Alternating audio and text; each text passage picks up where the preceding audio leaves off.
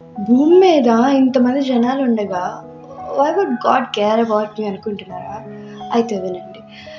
గలిలయ సముద్రం దాటి యేసుక్రీస్తు వారు వచ్చినప్పుడు జేరియస్ అని పిలువబడే ఒక అధికారి ఆయన కుమార్తె యొక్క మరణ పడకలో స్వస్థత కొరకు ఎదురు చూస్తున్న విషయాన్ని యేసుక్రీస్తు వారికి తెలిపినప్పుడు యేసుక్రీస్తు వారు వారి ఇంటికి ప్రయాణిస్తూ ఉండగా జన సమూహము ఆయన చుట్టుకొని ఎంతో మంది జనాలు మధ్యలో ఆయన నడుచుకుంటూ వెళ్ళే టైంలో అయితే శిష్యులు ఆయన చుట్టూ ఉన్నప్పుడు ఆయన శిష్యులతో అంటాడు, నన్ను ఎవరో తాకుతున్నారు అని.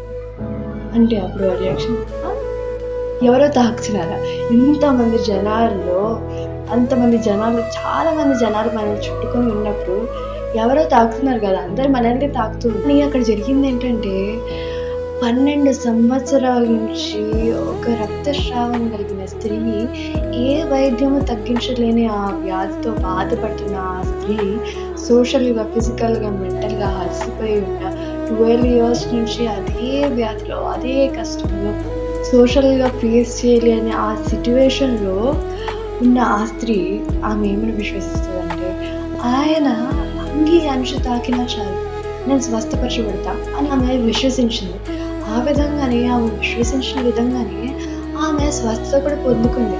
ఆయన వారితో ఏం పంచుకుంటాడంటే, నాలో నుండి ప్రభావం వెళ్ళడము నేను గమనించి ఉన్నానని చెప్పాడు. అంటే ఆమె విశ్వాసం ఎంత గొప్ప. మరి మీరు అప్పుడు విశ్వాసం కోల్పోతున్నారా?